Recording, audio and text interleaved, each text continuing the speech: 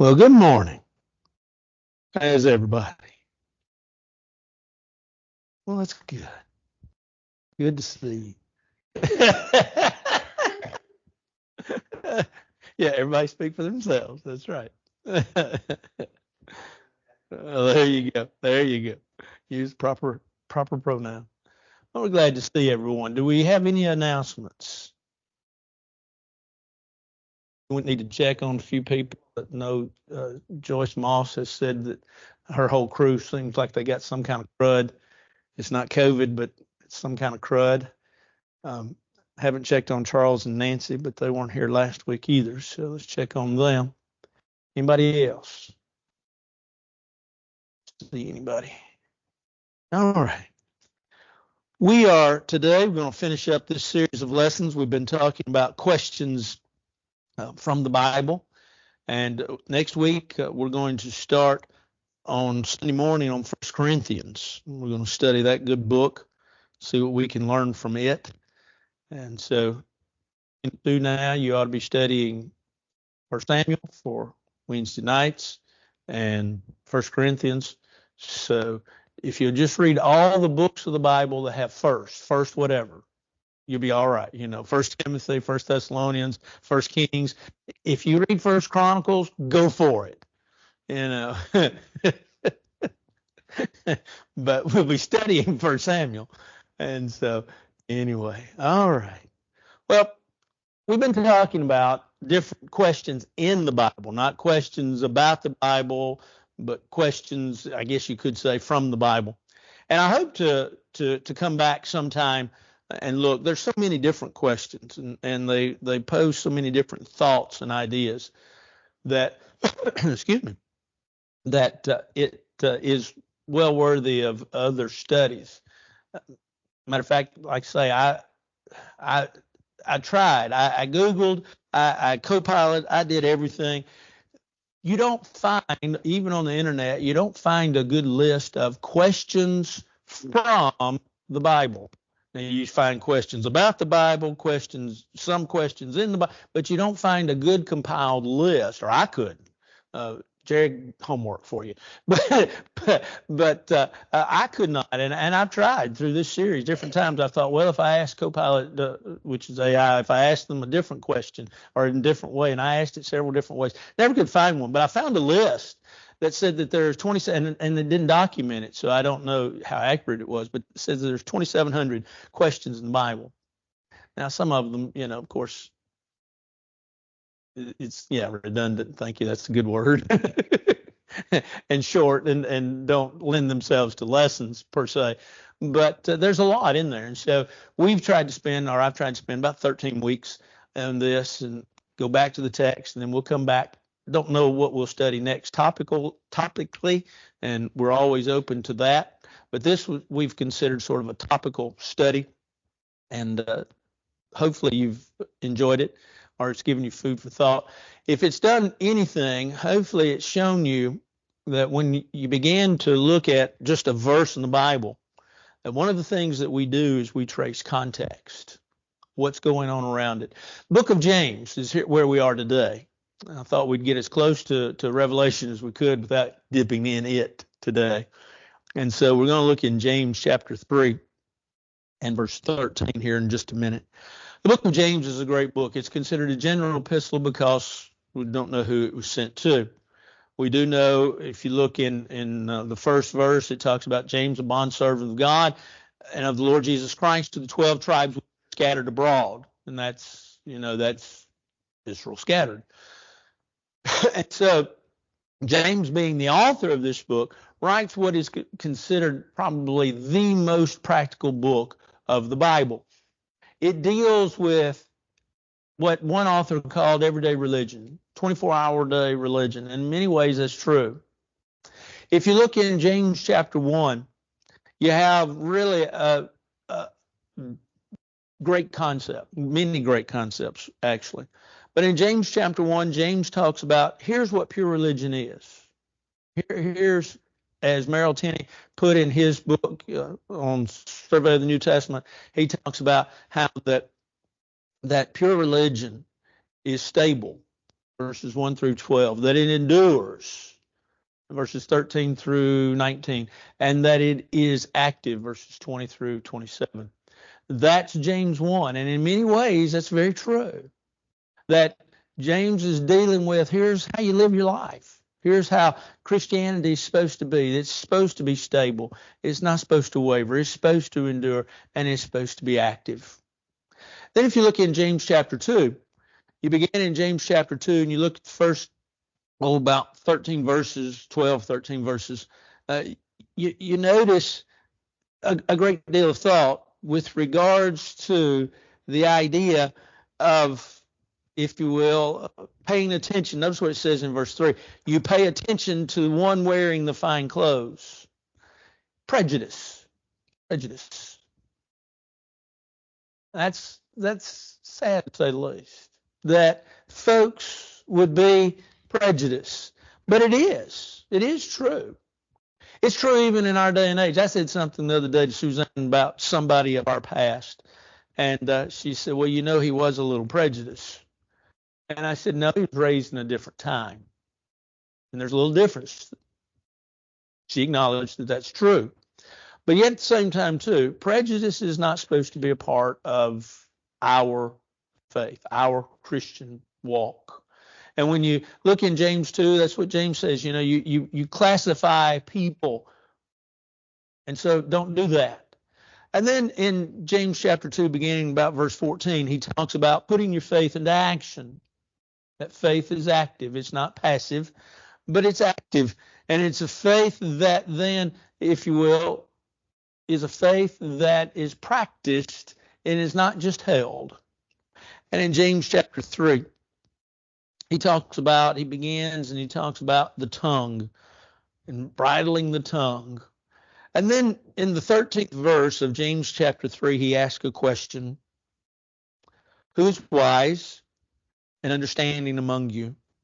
Let him show by his conduct that his works are done in the meekness of wisdom.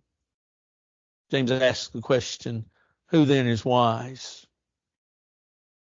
That's a loaded question in many ways. In many ways, you could say, well, it's somewhat of a rhetorical question, but yet it kind of answers really what wisdom is from the standpoint of the difference between earthly wisdom. But when we think about wisdom, we think about really the fact that we have to ask ourselves, what is wisdom? Let me give you a couple of definitions. One is Webster's definition. Webster's definition of wisdom is the ability to judge soundly and deal sagely with facts, especially as they relate to life and to conduct. Now, I'm a good old West Tennessee boy. Here's what that means to me. Wisdom, Sophia, the Greek word. The idea is the ability to put into action what you know. The ability to live the life. See, it's one thing to know something, but then put it into action. Do you remember in the days when you went to school? And I was just telling Suzanne yesterday, I believe, I said, do you know that next year I'll have my 45th class reunion? Jerry, you've celebrated your 50th class reunion how many times? I just noticed that on Facebook, y'all were getting together. That's why I picked on you. I just noticed it on Facebook. So you know, think back to all those years, and you remember one of the things that your teacher tried to teach you was how to read a ruler / yardstick / what, of course, tape measure. That's what I'm looking for. We thought that was crazy. But now get out into the world and say, you know, first thing you say is I need curtains for my window. Well, how big's your window? Oh, no. Then you have to get out yardstick, whatever, and you measure it. Oh, my teacher taught me knowledge. She taught me how to read a yardstick. She taught me how to read a slide, a tape measure. She taught me how to read a ruler. She taught me what all those little marks on that meant. I went from knowledge then to wisdom, the ability to apply to measure, say, a window or whatever it is. That's the difference. So James is saying, okay, who among you has the ability to take what you've learned and put it into action? Wisdom has always been sought. If you think about Adam and Eve in the Garden of Eden, in Genesis chapter 3, when Satan comes to Eve, what does he tell her about the fruit? He says, your eyes will be what? Open.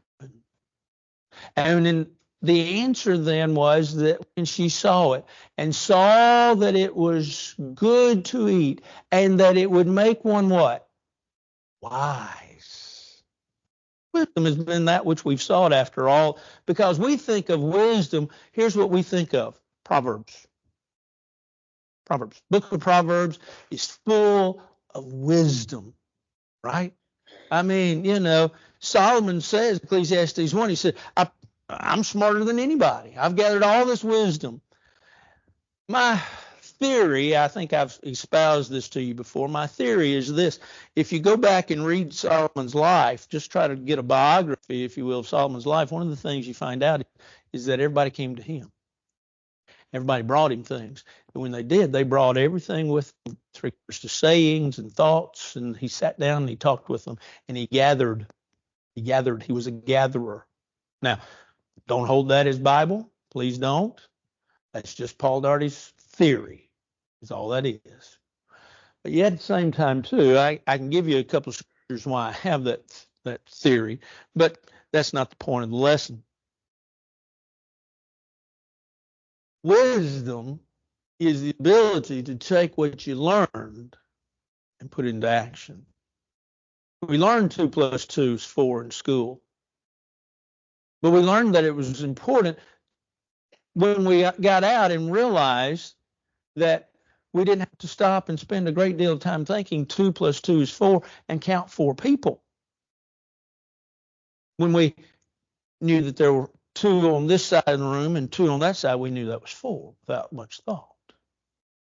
Wisdom, we took and applied what we knew, and therefore that became wisdom. Wisdom is the ability to take what you know and to live your life. So here's the question.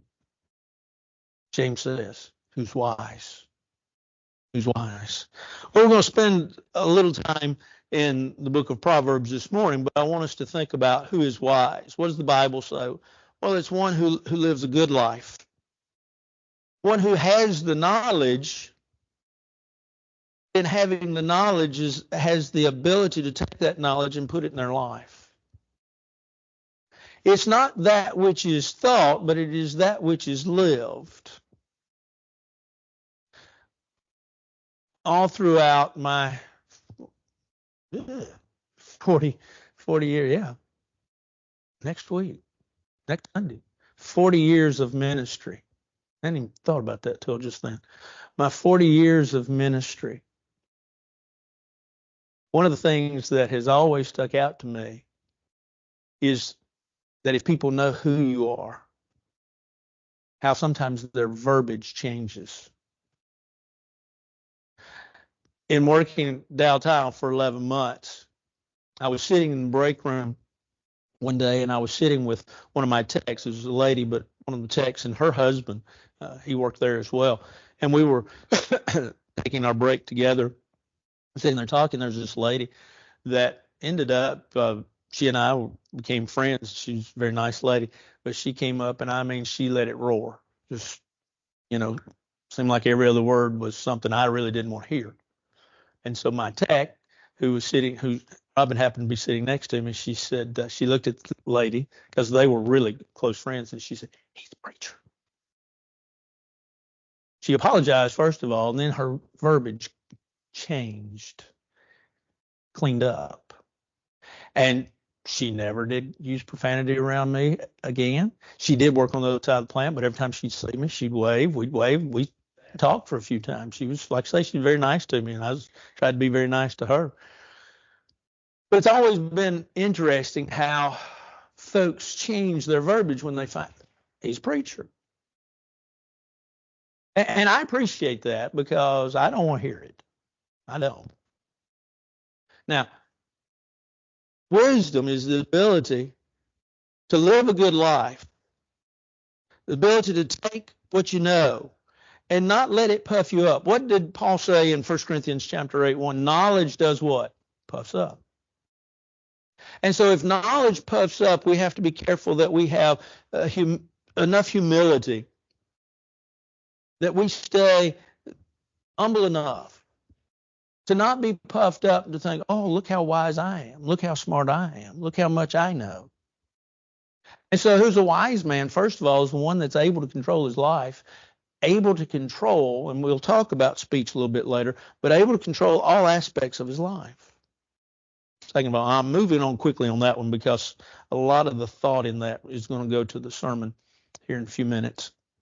But secondly, it's one who hearkens to control. Look in Proverbs chapter 12. I'm going to try not to have you just go back and forth like we did last week.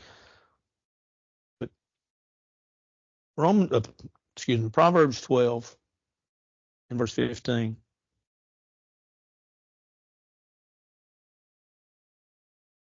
The way of a fool is right in his own eyes, but he who heeds counsel is wise. You see, Solomon says, here's the wise man, the individual that's willing to listen and willing to heed the counsel of those that have talked to them.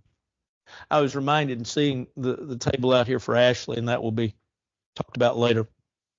But I was reminded there's a couple, sweet couple, very sweet couple in Dixon that I did their wedding ceremony maybe 2 years in October.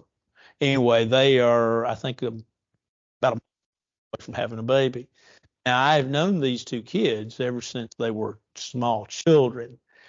And I did, when I do a wedding ceremony, I also do premarital counseling to them and for them.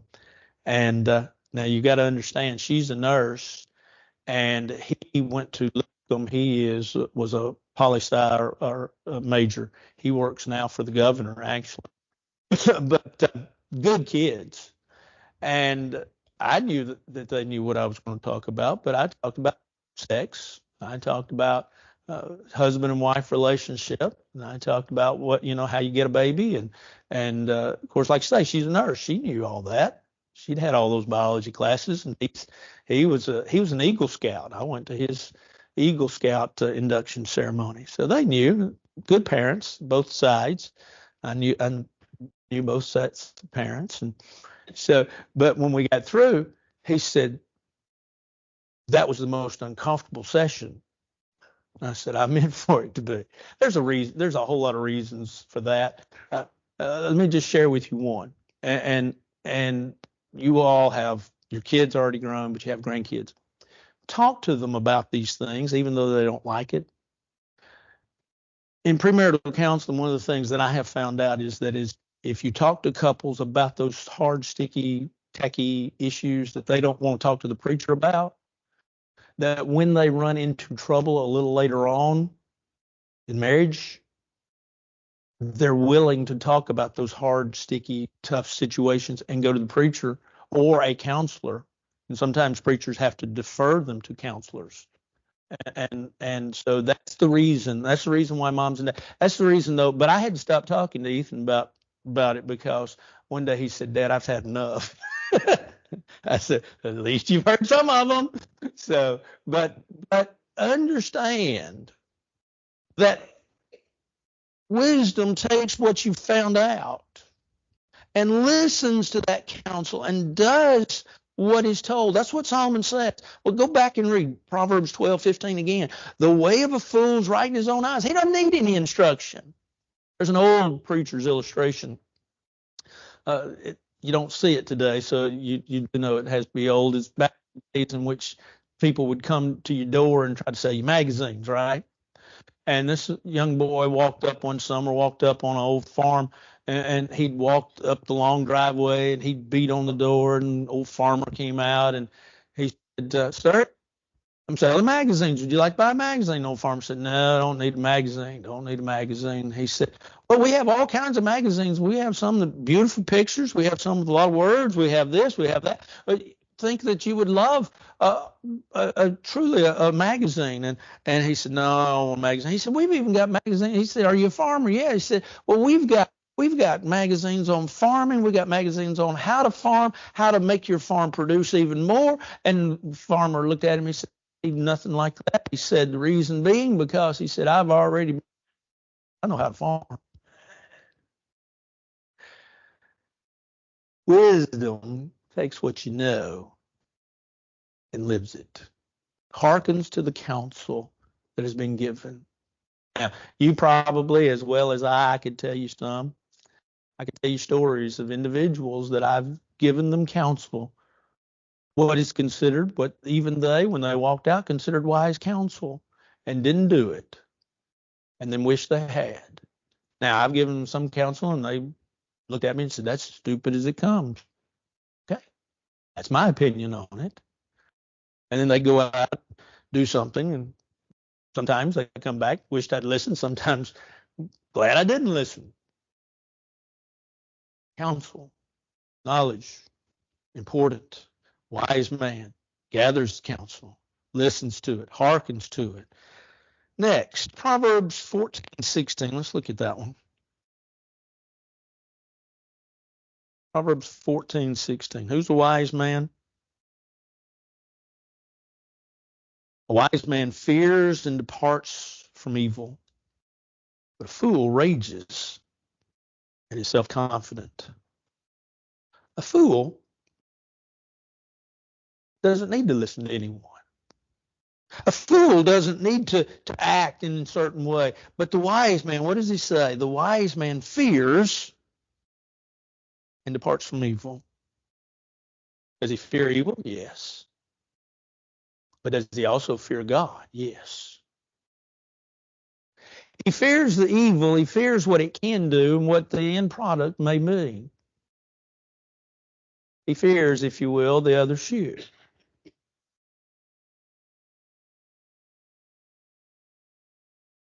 One eldership that I worked under had an elder.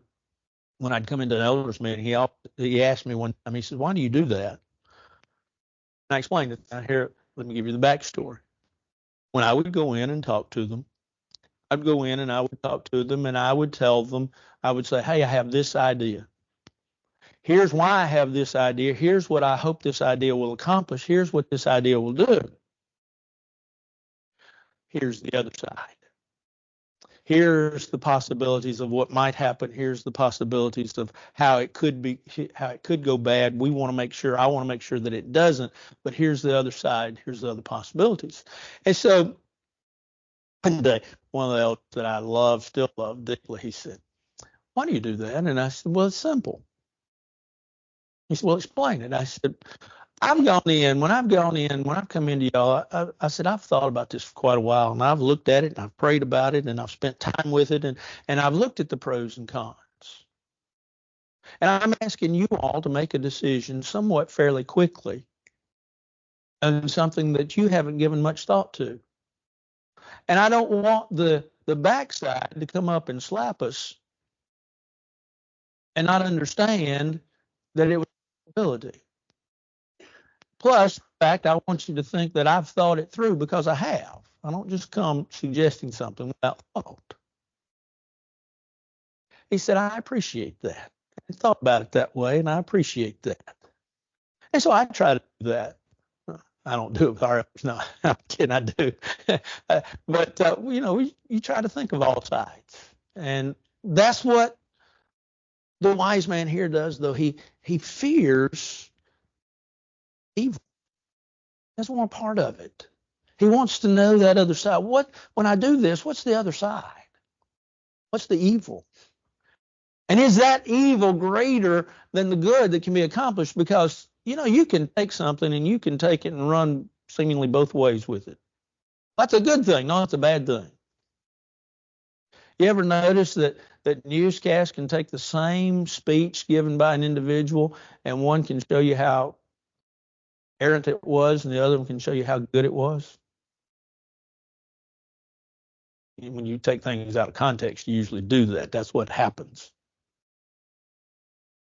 The wise man, according to Proverbs 14:16, he fears evil.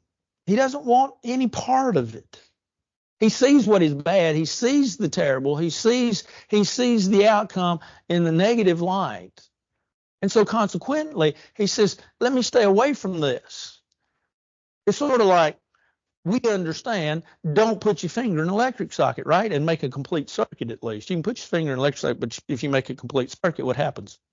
Right? You don't want to do that. And you got to understanding to say, don't want to do that. I want to stay away from that.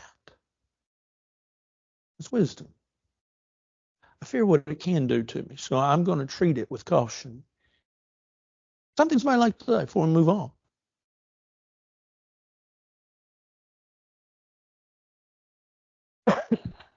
Man, by his basic nature, is rebellious. Yeah. Well, we've said it here. It's the idea of, I could put a sign on that wall that says wet paint, don't touch. And it'd be interesting to see how many folks would go by it and touch it, even if we know it's not really even painted. That's true. By our basic nature, we're rebellious. Look at Adam. I mean, first man and woman, and look at man through time. So you're right. You're right. Anything else? Well, let's look at another one not found in Proverbs.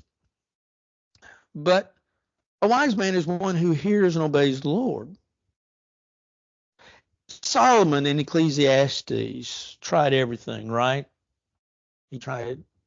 He was searching for happiness, but he was searching more from, not happiness from the standpoint of just being happy, but happiness from the standpoint of meaning, purpose. And he said he tried it in wine and women and wealth. It wasn't there. He tried it in worldly aspects and worldly things, and from a standpoint of a worldly vision, and he found out it's not there. And we've studied Ecclesiastes before, ask you to go back in your memory.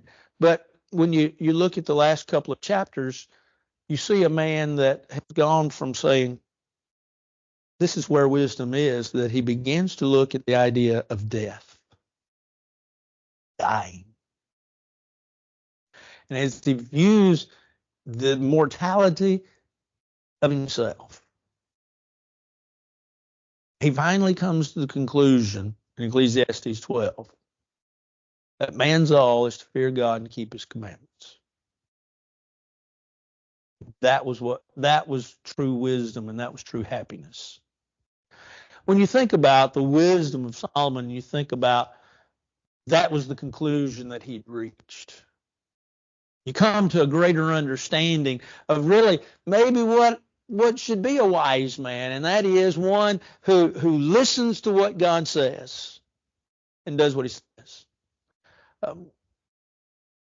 We will probably come back to Proverbs if time allows us, but let me ask you to flip over to verse 7. This is very familiar.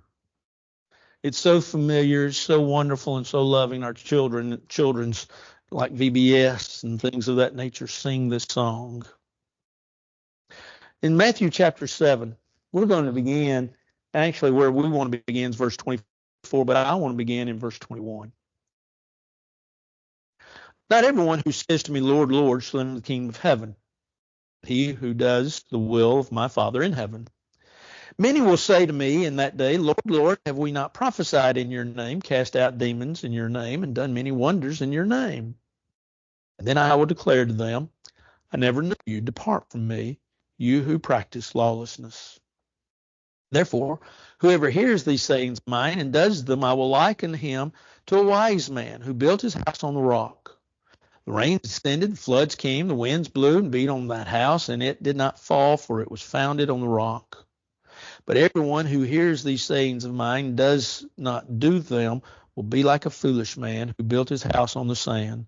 And the rain descended, the floods came, the wind blew and beat on that house, and it fell, and great was its fall.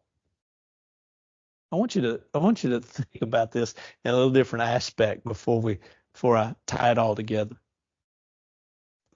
I want you to think about it from the aspect of you're sitting, well, actually, you're standing, and Jesus is sitting on the mount preaching to you, and you're in the audience. And you've heard all the admonitions that he's given you. You've heard the blessed, the Makarios, is the Greek word, blessed are those that mourn, blessed are the peacemakers. You've heard all those things. You've heard the two metaphors with regards to influence. You've heard the salt and you've heard the light. You've heard then the statements you've heard that has been said, and the take that was kind of prevalent at that day and age on the old law, and Jesus, if you will, explaining to them really where they should be and what they should be.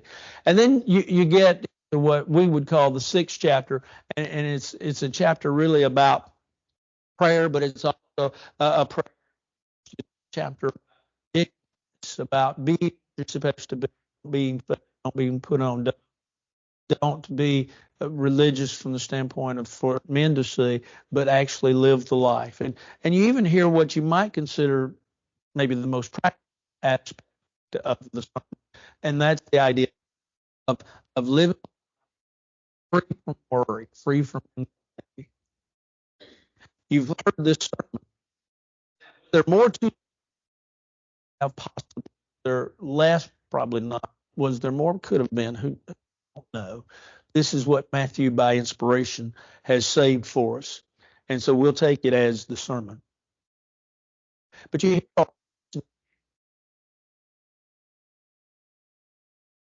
it's in what do we have? We know the preacher is winding out. No, it's by the clock, it's 11 o'clock, it's time to go. Steve's starting to hum to get in the right key and remember that he's singing it the right way.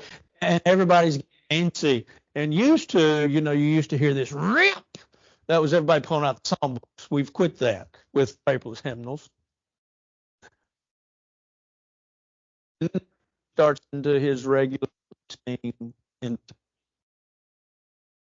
come on down. Jesus didn't have that regular invitation of come on down. His part of after he finished all of these wonderful things in this sermon.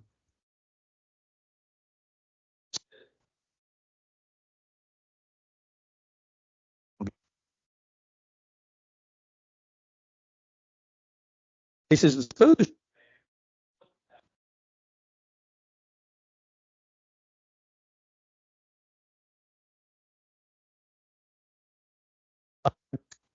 foundation.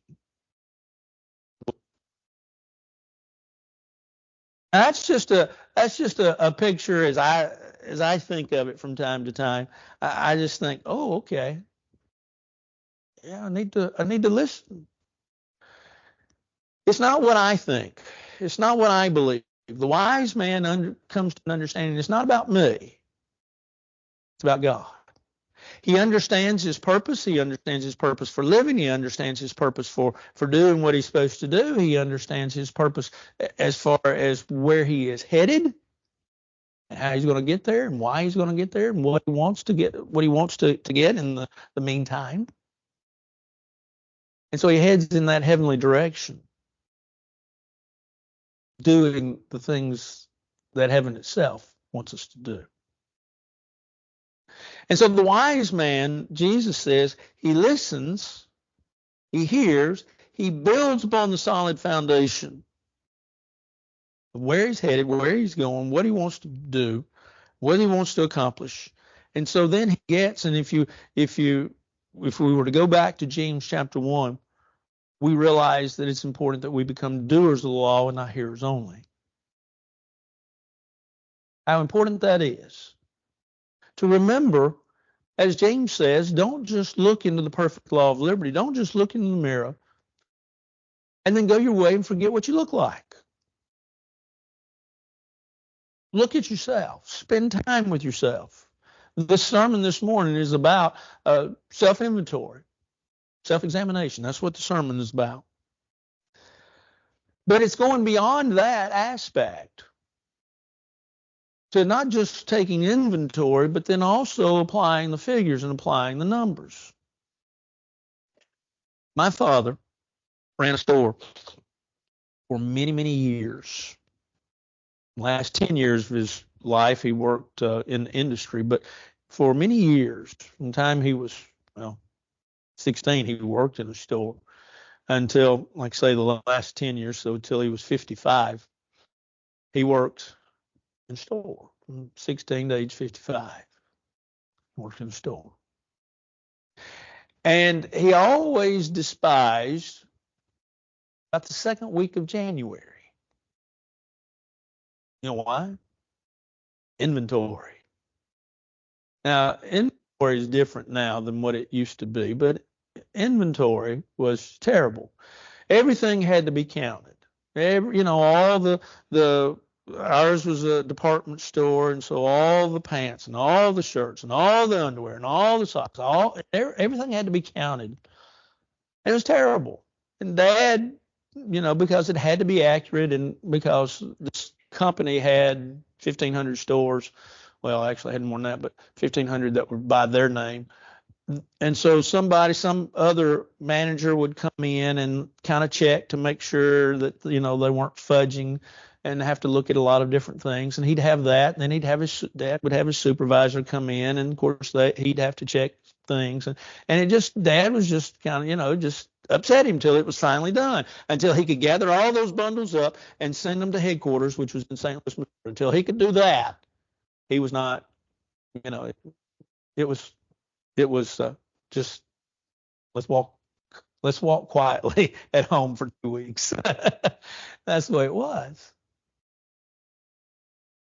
And then sometime, 2 or 3 months later, he'd get the news and everything be all right. Well, when we understand that we don't just take inventory of our life, it's important that we do that. But then we take the numbers, if you will, and we apply them to the areas, to the aspects of life. We take the things that are said.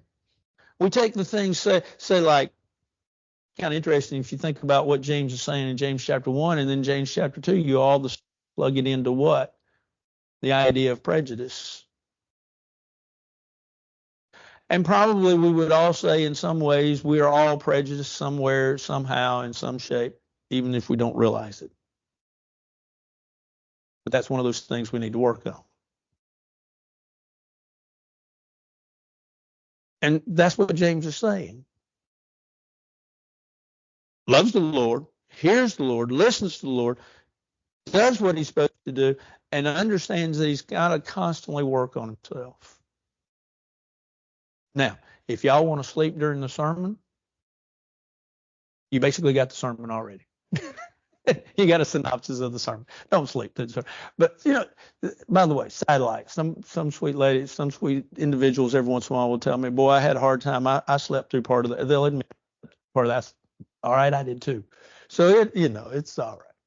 So, but James reminds us, the wise man, he hears the word, obeys the word. He does what God tells him.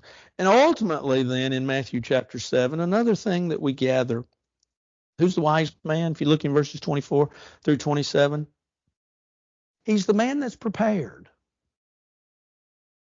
Who's the wise man? He's the one that's prepared. Have you ever known folks that are ill prepared? I mean, they're just not prepared, whatever it is. Bet you run into that a lot, don't you, Jim Orman?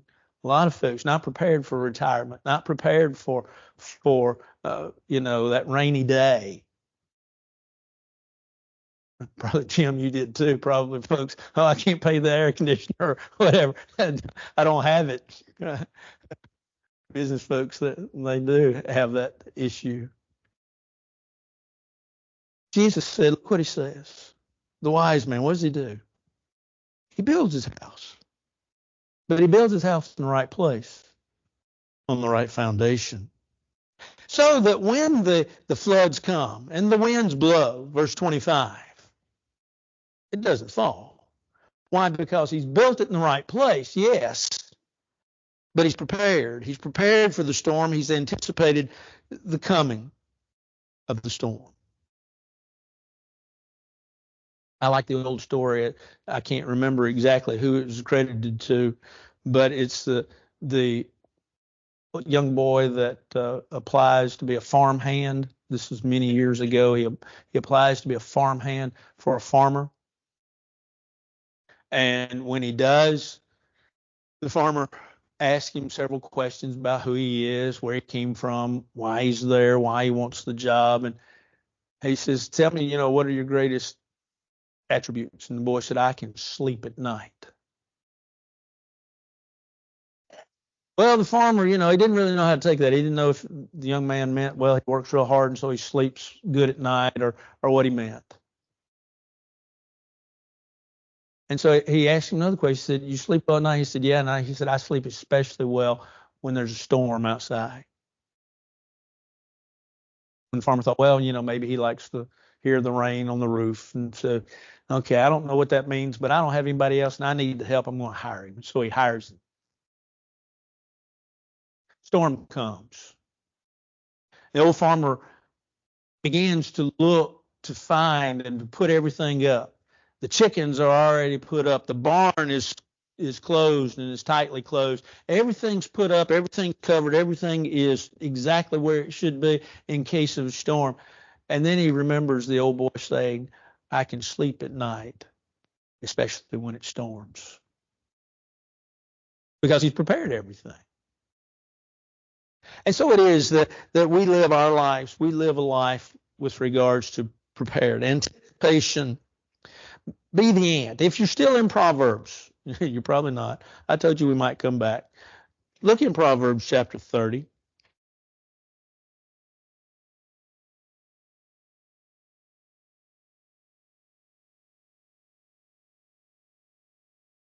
Proverbs 30. I don't think I've preached a sermon here on these, but I think that this is a fascinating verses. There's 4 things which are little on the earth, but they are exceedingly wise. The ants are a people not strong, but they prepare their food in the summer. We've watched them, right? You have the old saying, you have a picnic, you're going to have ants. Ants, they take off the crumbs. Where are they taking them? Well, they're taking them, storing them up. For what? For winter. The rock badgers, interesting animal. The rock badgers are feeble folk, yet they make their homes in the crags. The locusts have no king, but they all advance in ranks. The spider skillfully grasps with his hands, and it is in king's palaces. I want you to think about for a minute the ant. Look what he says about the ant. The ant are people not strong. They're little, step on them. We'll crush them. Take our finger and kill them if we need be. But he says, notice what he says. They prepare their food in the summer. They prepare. Who's the wise man? It's the one that prepares. Anything else?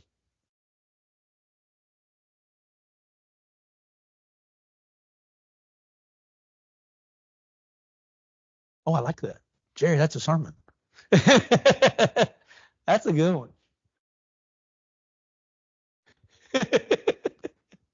There's very little original, isn't there? Yeah, that's good.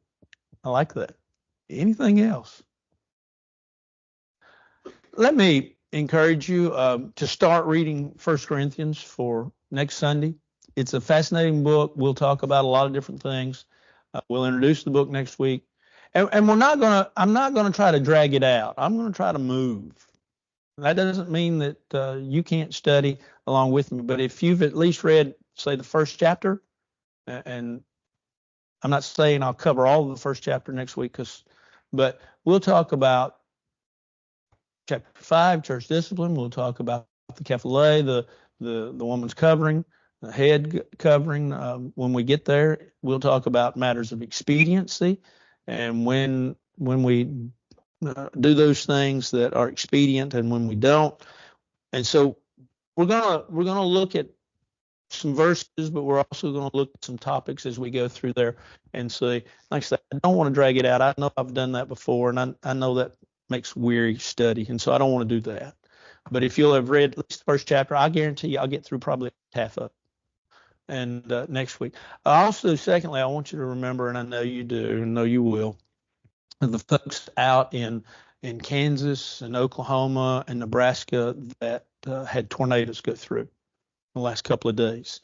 I saw some pictures this morning, just devastated. I think the report this morning there's one dead, but then I also heard a conflicting report that that's not true, that there's none. But it doesn't matter. The property damage out there was just terrible. And I've traveled part of that area, not that area specifically, but that part of the world, and it is flat. I understand why if a tornado gets started, it just keeps going. And you probably, if you've gone out there, you do too. Anything else? Well, let's bow for a word of prayer. Our Father in heaven, we're thankful for this day. We're thankful for the blessing of life, for the opportunity that we have to study your word this morning. We're thankful for it, and we ask that the things that we came across, that they will be beneficial to our lives, but that they will be that which we live every day of our lives. We ask that you watch over us, that you bless us and keep us, be with the folks out in the West, that you be with those that just suffered the tornadoes. We ask that you watch over them and give them health and strength as they recover from these storms. Be with us now, watch over us, bless us, and hold us as we hold you. For this is our prayer in Christ's name. Amen. Y'all have a great week. Thank y'all.